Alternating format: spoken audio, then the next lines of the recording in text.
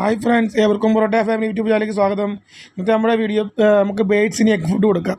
പിഞ്ചീസ് നമ്മുടെ കൊണിയൂറിനൊക്കെ egg food കൊടുക്കുന്ന ഒരു വീഡിയോ ആണ്. നമ്മളതിന് എടുത്തിരിക്കുന്ന ക്യാരറ്റ് ചീകിയത്, പിന്നെ റസ്ക് പൊടി, മുട്ട, സിങ്കോ വെയിറ്റ്.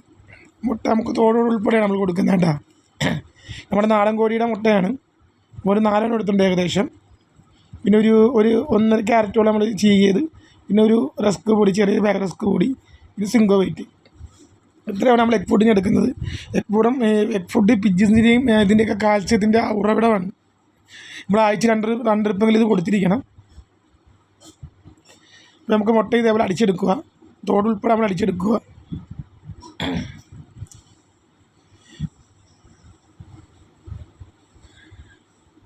അതിൻ്റെ കൂടെ ക്യാരറ്റ് നമ്മൾ സിങ്കോ വെയിറ്റും കൂടെ മിക്സ് ചെയ്തിട്ട് ഇതേപോലെ ഡ്രൈ രീതിക്ക് ഒഴിച്ച് നമുക്ക് കിളികൾക്ക് വെച്ച് കൊടുക്കാം.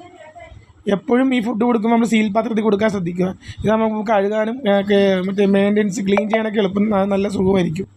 മറ്റേതൊക്കെ ആകുമ്പോൾ പ്ലാസ്റ്റിക് വരെ തൊട്ടിയിരിക്കാൻ ചാൻസ് ഉണ്ട്.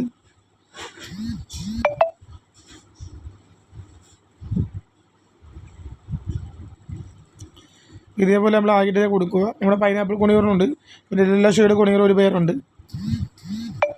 യെല്ലോ ഷെയ്ഡൊക്കെ കുഞ്ഞുങ്ങളിറങ്ങി കാണിച്ചൊരു വീഡിയോ കിടപ്പുണ്ട് നമ്മുടെ ഇതിൽ ചാനലിൽ. അപ്പോൾ അതിന് നമ്മളിതിനെ കൊടുത്ത്, പിന്നെ പിഞ്ചസിനാണ് നമ്മൾ മെയിനായിട്ട് കൊടുക്കുന്നത്. നമുക്ക് 5 പേർ പിഞ്ചസ് നമ്മൾ സെറ്റ് ചെയ്തിരിക്കുന്നത്. അത്യാവശ്യം ബ്രീഡിങ്ങിന് ഒരു പർപ്പസൊക്കെ ആയിരിക്കുവാണ്. അപ്പോൾ ഇതേപോലെ പിഞ്ചസിന് നമ്മൾ കൊടുക്കുന്നുണ്ട്. അപ്പോൾ എല്ലാവരും പിഞ്ചസിനെ വളർത്തുവാണെങ്കിൽ കഴിവതും ബേഡ്സിന് നമ്മൾ ആഴ്ച 2 ദിവസം കൊടുക്കാൻ ശ്രമിക്കുക എഗ് ഫുഡ്. അതിൻ്റെ ഹെൽത്തിനൊക്കെ നല്ലതായിരിക്കും, ബ്രീഡിങ്ങിനൊക്കെ നല്ലതായിരിക്കും എഗ് ഫുഡ് കൊടുക്കുന്നത്.